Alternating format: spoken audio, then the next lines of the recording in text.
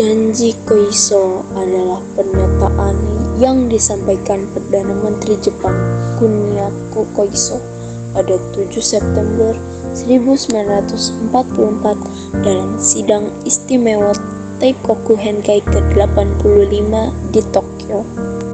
Janji Koiso berisi janji Kekaisaran Jepang untuk memberikan kemerdekaan bagi bangsa Indonesia suatu hari. Janji ini dikeluarkan karena Jepang tahu rakyat Indonesia dan tokoh pergerakan sangat mendambakan kemerdekaan. Sebelumnya, mereka tak pernah berpidato atau mengumbar kata kemerdekaan di publik karena pergerakan politiknya diawasi dengan ketat oleh Jepang. Para tokoh pergerakan khawatir Jepang batal memberikan kemerdekaan yang dijanjikan. Mereka terus menagih kemerdekaan kepada Jepang. Sikap ini ditunjukkan Soekarno ketika janji kemerdekaan di kemudian hari yang disampaikan Pem Koiso ternyata tidak serius. Soekarno marah besar sehingga menakutkan Miyoshi, pejabat Gunsei Kanbu. Alhasil dibentuklah BPU PKI, kata JJ Rizal. Jepang tak bisa berkelit untuk melunasi janjinya. Mereka membentuk satu badan yang bertugas mempersiapkan dan merancang berdirinya negara merdeka dan berdaulat. Dan pada akhirnya, pada tanggal 26 April 1945, badan itu yang bernama Dokuritsu Jumbi Chosakai atau Badan Penyelidik Usaha Kemerdekaan Indonesia atau dengan singkatan BPU PKI dibentuk.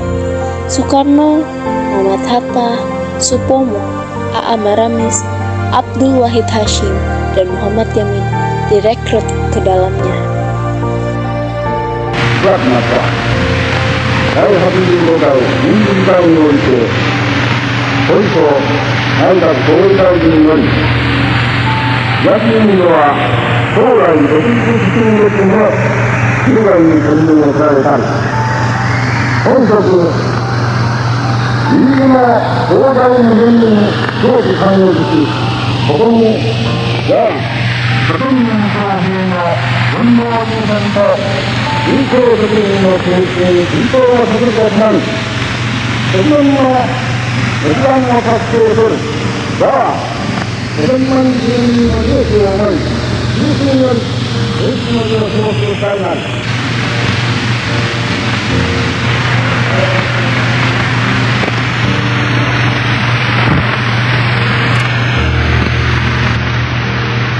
Paduka yang mulia Syekh Muhammad, dengan hati yang terharu kami menerima pengumuman bahwa Kerajaan Nippon memperkenankan kemerdekaan segenap bangsa Indonesia di kemudian hari.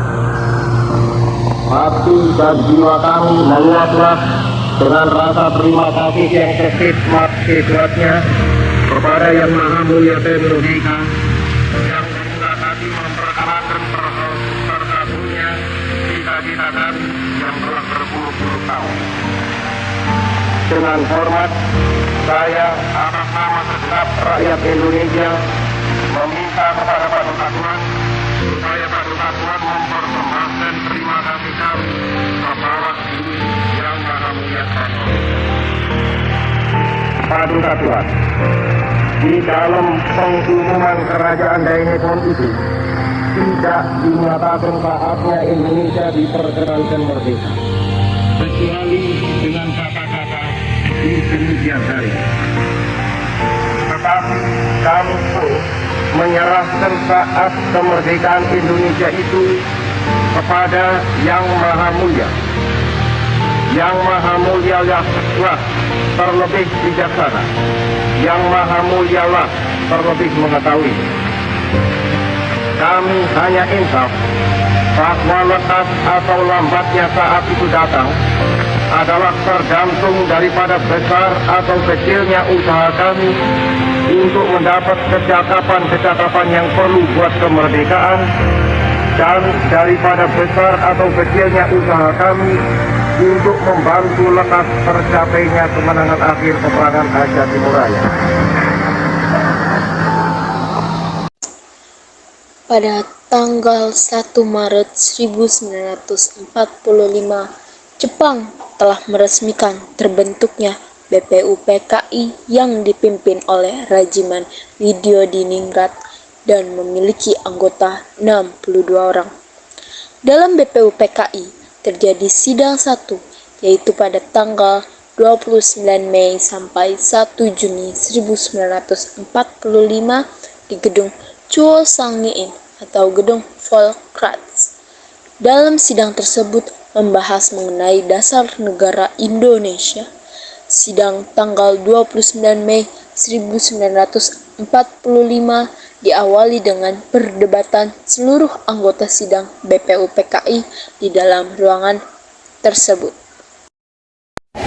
Assalamualaikum warahmatullahi wabarakatuh. Saudara-saudara sebangsa dan setanah air, mari kita panjatkan rasa syukur atas kehadiran Allah Subhanahu wa taala. Karena berkat rahmat dan hidayahnya, kita dapat berkumpul dengan sehat walafiat pada ruangan ini. Indonesia akan segera menghadapi babak baru yang akan merubah nasib bangsa Indonesia menjadi lebih baik. Merdeka! Maka dalam kesempatan kali ini kita akan menentukan dasar negara yang tepat untuk bangsa tercinta kita ini. Saya selaku Ketua BPUPKI Regimen Widyodiningrat dengan ini menyatakan membuka rapat ketetapan dasar dengan secara formal. Saudara-saudara sekalian, kita memang punya tujuan yang sama. Namun jika Anda hanya berbicara dalam kelompok, itu hanya akan percuma.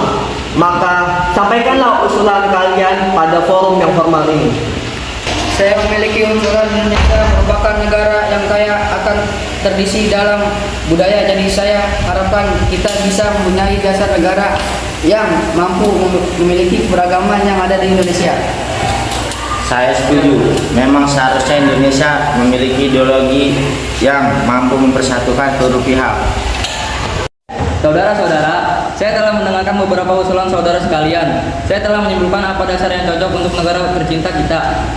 Dalam sidang hari ini, saya mengajukan usulan mengenai dasar negara yang berwujudan tulisan maupun dalam bentuk lisan. Berikut rumusan secara lisan. Yang pertama, peri kebangsaan. Kedua, peri kemanusiaan. Tiga, peri ketuhanan. Empat, peri kerakyatan. Lima, peri kesejahteraan rakyat. Dan secara tertulis ialah: satu, ketuhanan yang Maha Esa. Dua, kebangsaan persatuan Indonesia. Tiga, rasa kemanusiaan yang adil dan beradab. Empat, kerakyatan yang dipimpin oleh hikmat kebijaksanaan dalam permusyawaratan perwakilan. Lima, keadilan sosial bagi seluruh rakyat Indonesia. Bung Yamin, saya akui pendapat Bung sangat luar biasa. Tapi Bung harus ingat, Indonesia memiliki mayoritas penduduk Islam. Jadi negara kita berdasarkan Islam. Allahu Akbar.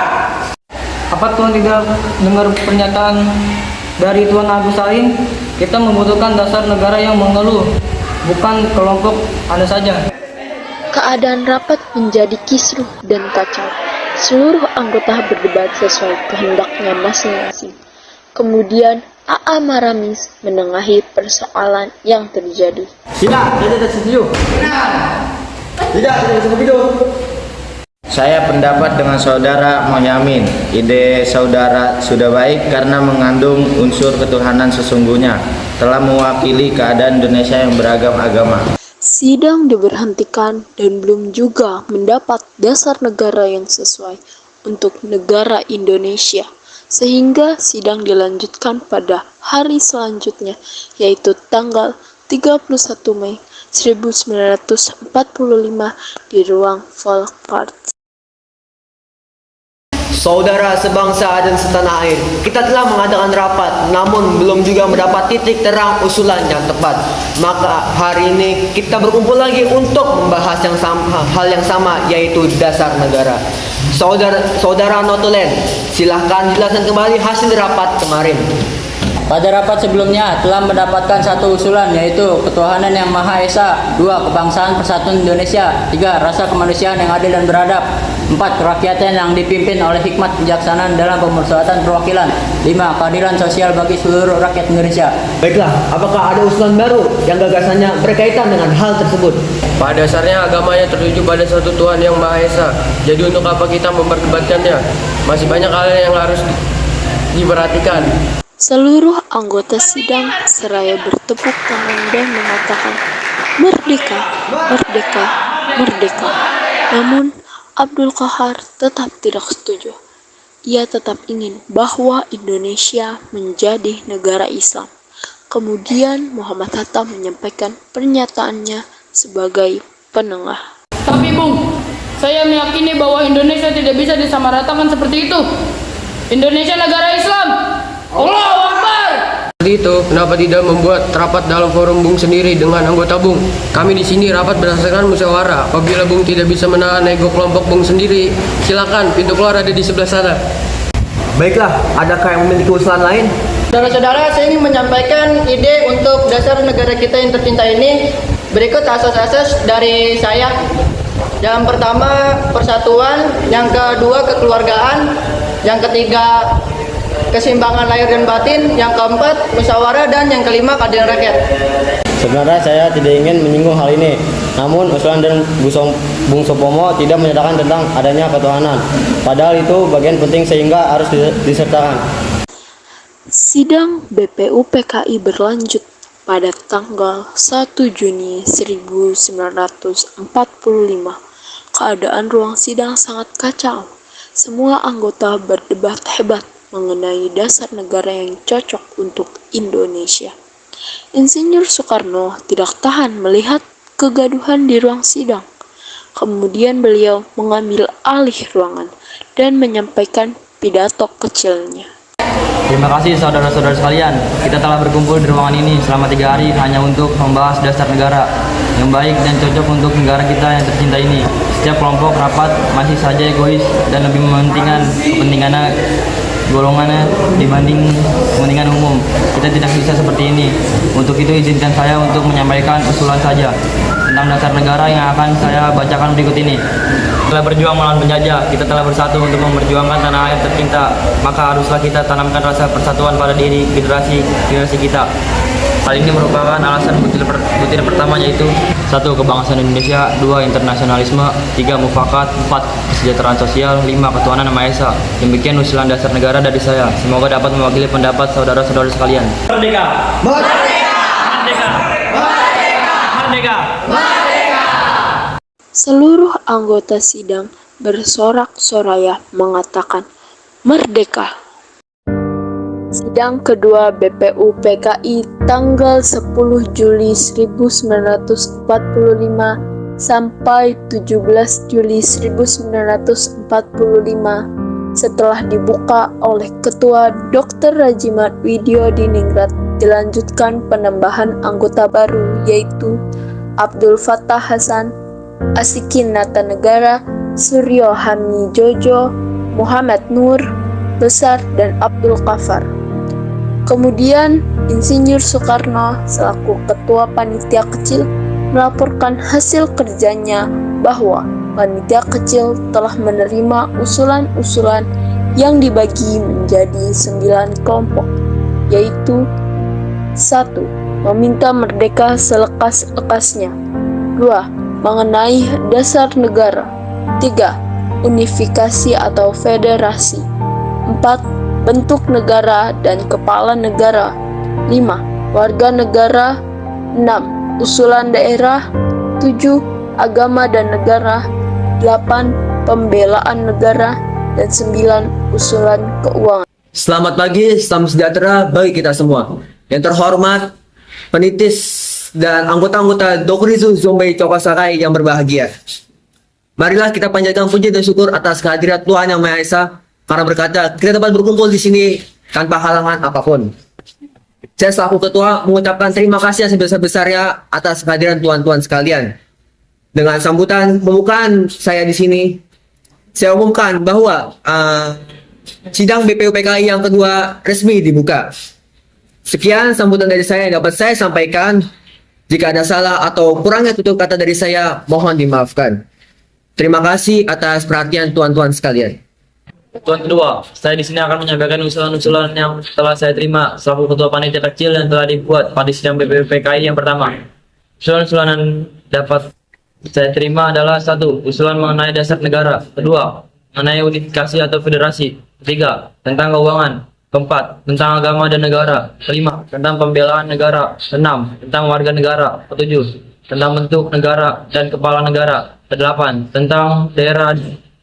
Dan yang 9 adalah meminta merdeka selekas-lekasnya. Paduka Tuan Ketua, saya juga akan mengumumkan bahwa adanya anggota baru yaitu Abdul Fattah Hasan, Asih Tenaga Negara, Suryo Hadi Jojo, Muhammad Tuan Besar, dan Abdul Kafar. Usulan itu penting, dan sekarang saya minta marilah kita membimbing kita sejenak supaya kita mendapat pikiran yang suci dan murni dalam pemilihan. Bagi anggota yang muslim, mari kita membaca Al-Fatihah untuk memulai persidangan BPUPK yang kedua ini. Sedangkan yang non-muslim berdoa sesuai keyakinan masing-masing. Berdoa mulai. Fatihah.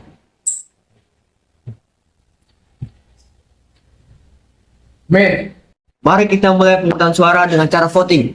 Mengapa harus dengan cara voting? Apa tidak dengan musyawarah mufakat saja?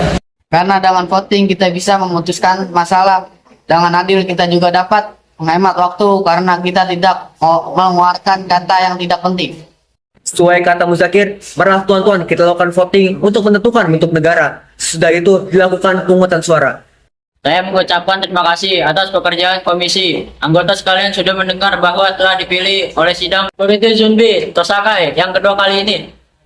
Jadi semuanya ada 64 sistem, sudah ada ketetapan dalam waktu ini. Nanti kita membuat laporan yang sejelas-jelasnya. Sudah terang republik yang dipilih dengan suara terbanyak. Sekarang saya minta untuk kita beristirahat. Maka apabila bangsa Indonesia pada masa ini mempunyai ketinggalan, kehendak, dan kemauan, dan mengunjung tinggi apa yang angankan, hendaklah sangguplah pula mengakui bahwa tanah Melayu itu sengaja dari tanah air kita.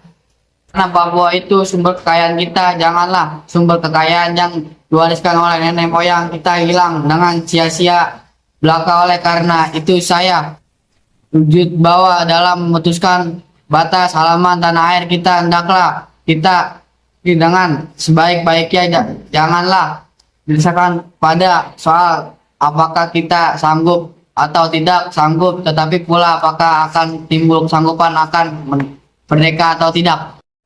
Soal lain pula berhubungan dengan tanah Papua. Memang hal ini dalam ilmu pengetahuan, teknologi, bahasa, geografi ada yang menyebutkan bahwa Pulau Papua tidak masuk tanah Indonesia.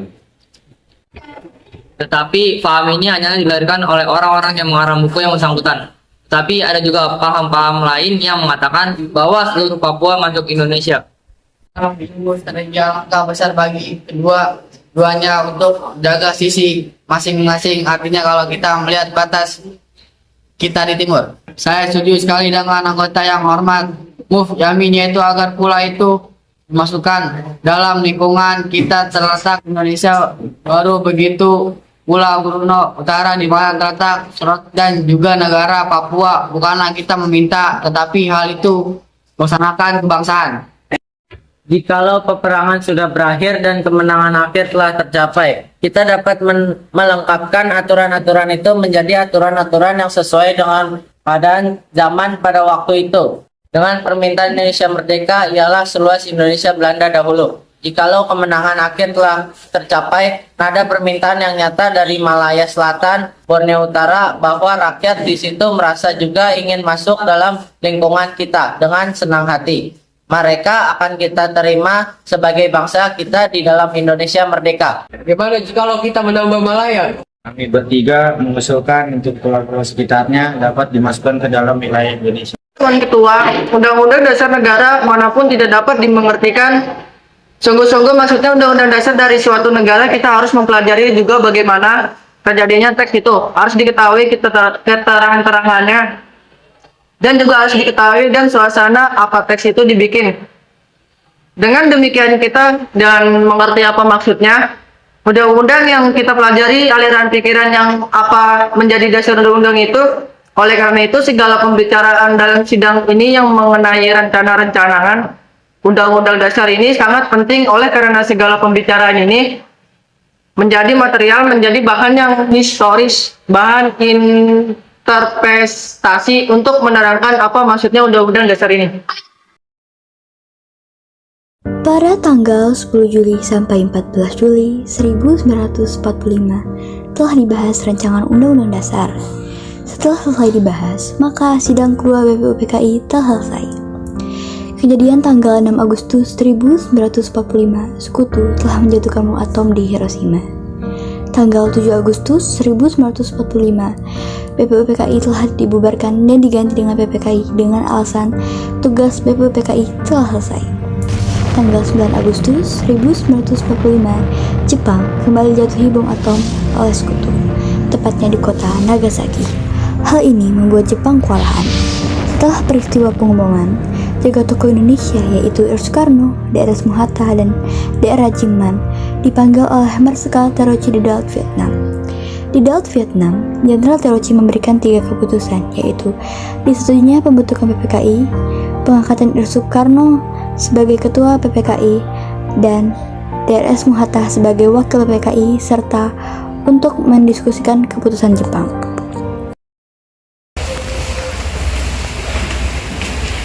Halo, selamat pagi Bung Alex. Siapa Anda? Si Anda Jenderal Terauchi, Panglima Jepang. Bisakah kita membuat pertemuan antara saya, Anda, Bung Hatta, dan Rajiman untuk membicarakan tentang kemerdekaan bangsa Indonesia? Baiklah, nanti sore kita akan menatap. Baiklah, terima kasih.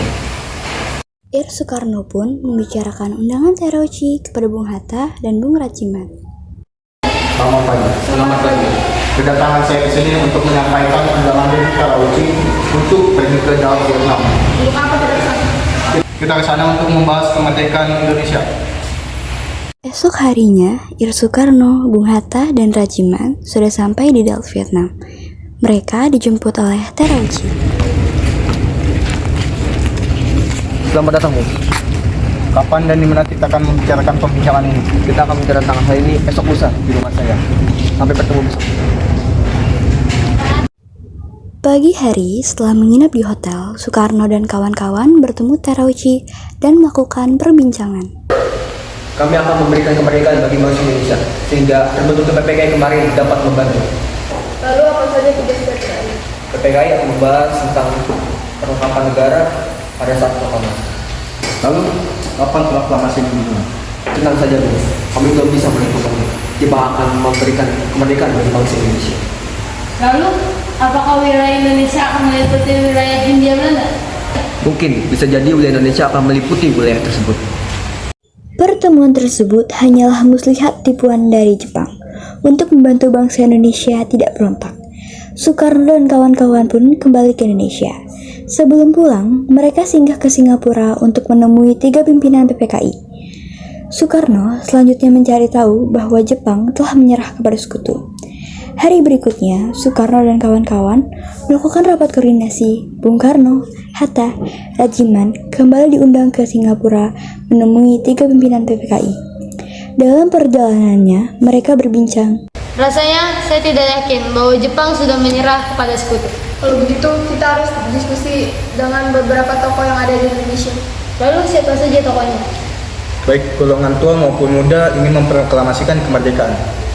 Setelah mengetahui kekalahan Jepang dari siaran radio BBC, para pemuda menemui Ir Soekarno dan Hatta di rumahnya, Jalan Pegangsaan Timur nomor 56 Jakarta, untuk mendesak Ir Soekarno dan Hatta agar mengumumkan kemerdekaan saat itu juga, dengan Sultan Syahrir sebagai juru bicara.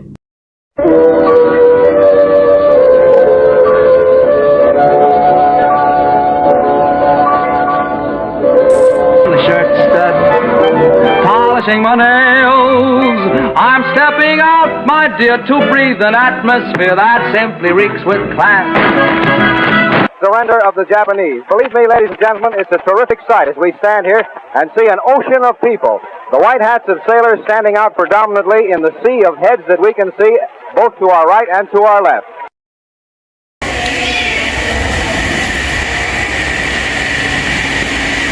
Soekarno, Jepang sudah kalah. Seharusnya kita cepat memproklamasikan kemerdekaan.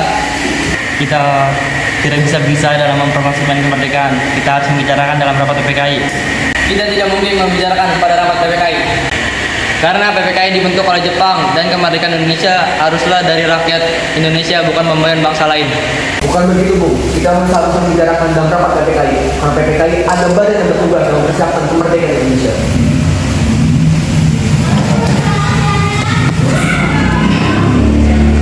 Dengan demikian, usaha para pemuda dengan juru bicara Sultan Syahir untuk membujuk R. Soekarno agar segera memproklamasikan kemerdekaan mengalami kegagalan. Setelah mengalami kegagalan membujuk Bung Karno, maka para pemuda kembali mengadakan rapat dengan Chairul Saleh sebagai pemimpin. Setelah rapat usai, akhirnya diputuskan para pemuda akan menculik R. Soekarno dan kawan-kawan. Keesokan harinya, tepat dini hari pada tanggal 16 Agustus 1945, di RS Muhatta, R. Soekarno beserta Ibu Fatmawati dan Guntur Soekarno Putra dibawa oleh pemuda ke Rengas Dengklok. Ada apa ini? Apa maksud kami bawa sini? Kami ingin membawa Bapak ke Rengas Dengklok agar Bapak langsung bisa memproklamasikan kemerdekaan Indonesia. Saya sudah mengatakan bahwa kemerdekaan Indonesia harus dibicarakan dalam sidang PPKI terlebih dahulu. Benar, persiapan kemerdekaan adalah tugas PPKI. Lagi pula Bapak kan ketua PPKI, Bapak tidak mungkin mengambil keputusan tanpa anggota PPKI yang lain. Sementara terjadi perdebatan di Rengas Dengklok, di Jakarta, Wikarno golongan muda dan Mr. Ahmad Subarjo golongan tua melakukan perundingan. Telah mendapat beberapa kesepakatan, diutuslah Yusuf Kunto untuk menghantar Ahmad Subarjo ke Rengas Dengklok. Mari Pak, saya ke Rengas Dengklok. Ayo kita segera ke sana. Saya rasa sana pasti banyak terjadi. Setelah sampai di sana, Mr. Ahmad Subarjo akhirnya menjemput Ir Soekarno dan kawan-kawan. Selain itu, Mr. Ahmad Subarjo berhasil meyakinkan para pemuda untuk tidak berburu-buru memproklamasikan kemerdekaan. Sekitar pukul 11 malam, rombongan Ir Soekarno sampai di Jakarta untuk saat pulang ke tempat masing-masing. Lalu langsung menuju rumah Laksamana Maeda untuk merumuskan naskah proklamasi. Silakan masuk Bapak-bapak.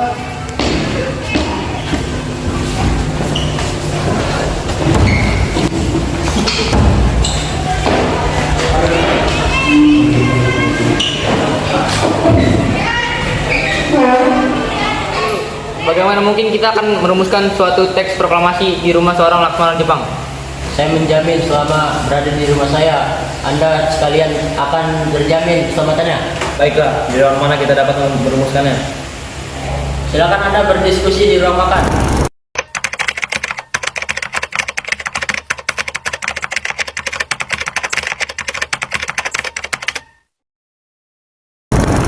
Bagaimana kalau kita mengambil rumusan BPU PKI dengan bunyi kami bangsa Indonesia dengan ini menyatakan kemerdekaan Indonesia? Itu boleh juga. Menurut saya perlu ada pengalihan-pernyataan seperti ini.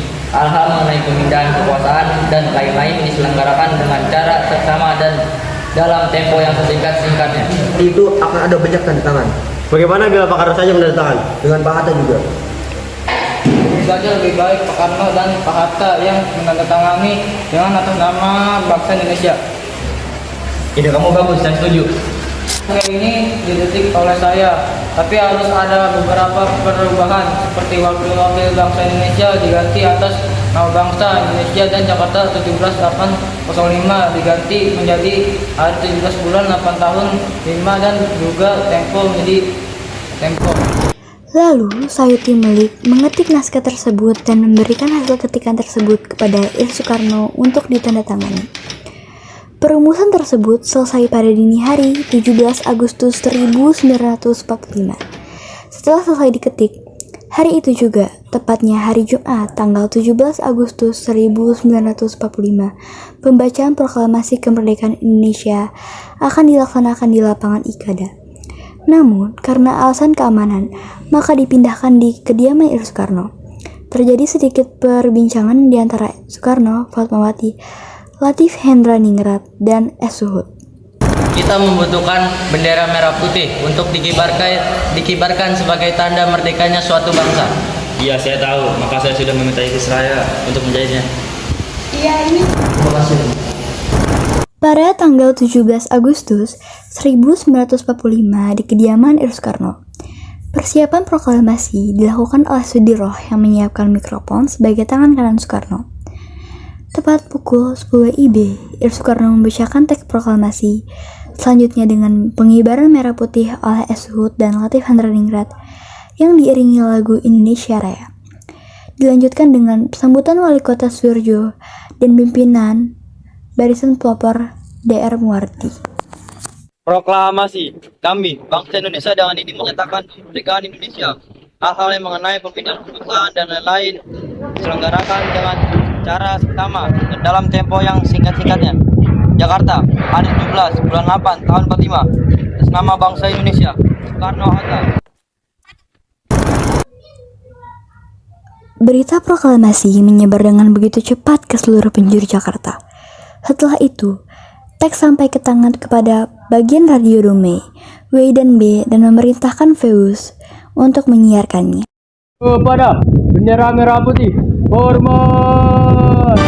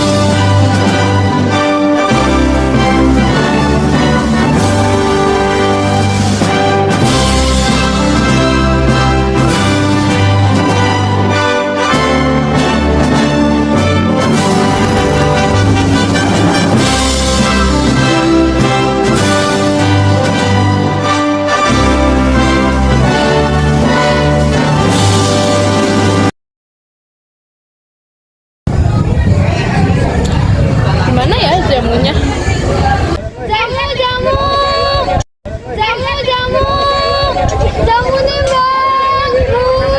Jamu nih bang, mbak, beli jamu pegalingannya mbak. Oke mbak.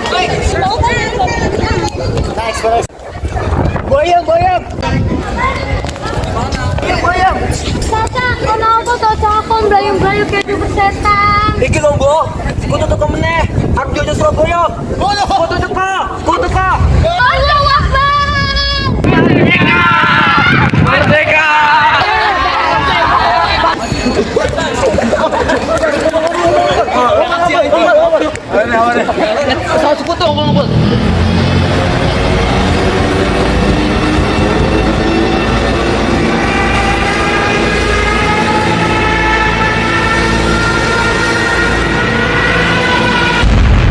Ayo cepetan sekutu, pos teko, teng hotel yang mantul.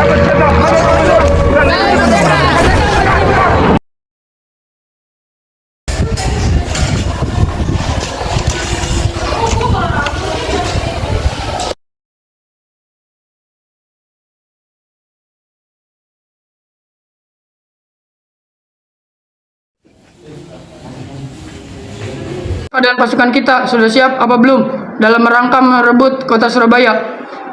Lapor Kapten, pasukan sudah siap. Gordon Smith, Yes, sir. bagaimana strategi kita untuk merebut kota Surabaya? Siap. Pasukan sudah siap, Kapten. Tinggal menunggu perintah. Kapten Donald, Siap, Kapten. sekarang kita berangkat menghadapi para pribumi Surabaya. Siap. Pasukan, maju. Suara dentuman peluru-peluru dan bom sekutu menghiasi kota Surabaya. Asap bom menyebar kemana-mana. Pejuang Surabaya terus maju tak gentar dengan para penjajah. Seruan panjang para pejuang untuk memperoleh kemerdekaan semakin kuat, membasahi setiap keringat yang keluar di tiap tetes darah yang mereka tumpahkan demi menggapai kemerdekaan yang sejati. Ketika gubernur sedang sibuk memikirkan serangan agresi sekutu, bersamaan dengan itu datanglah utusan dari sekutu yang mau menawarkan kesepakatan damai.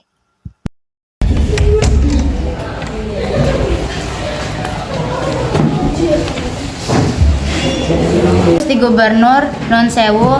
Ada apa? Wonten tamu Gusti, Tamu dari mana? saking kompene Gusti. Di mana tamunya? Suruh masuk.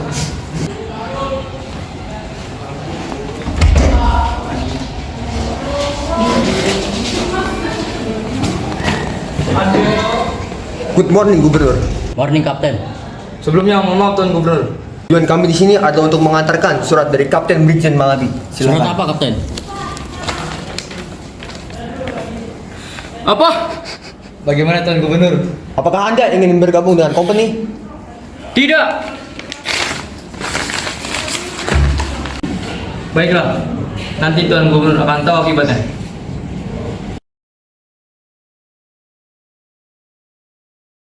Rifa, Enggak Gusti Gubernur. kamu sebarkan kepada seluruh arek-arek Surabaya untuk melawan setiap agresif penjajah yang mau menguasai bumi pertiwi kita. Akhirnya perlawanan area-area Surabaya mencapai puncaknya dengan mengorbankan semangat perjuangan untuk mempertahankan kota Surabaya. Di sisi lain, suara lantang semangat kemerdekaan sedang bergemuruh di setiap pojok-pojok kota Surabaya.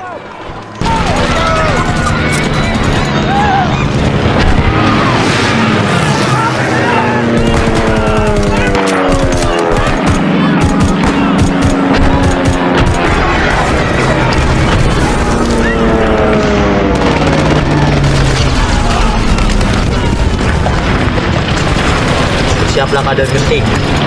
Saya peringatkan. Tembak. Supaya kita merdeka atau mati.